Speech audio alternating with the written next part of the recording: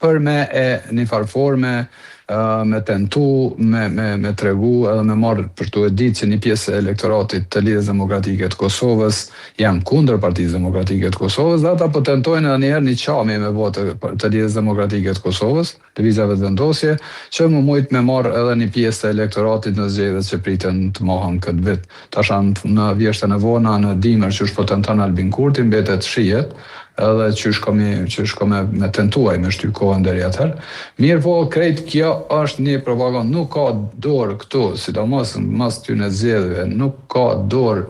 fare Partia Demokratike e Kosovës. Për shkak se nuk e ka asnjë interes. Interesi kryesor, edhe ajo që sot Partia Demokratike e pret me padurim, është 16 shtatori, vendimi i gjykatës speciale në Hagë. Dhe më thonë për vendimi për lirimin lirimin ose jo të krerëve të UÇK-s, që unë besoj që do t'jetë lirus. Dhe më thonë, PDK-ja është e koncentru me anej, nuk ka të bëj me këtë çështje fare.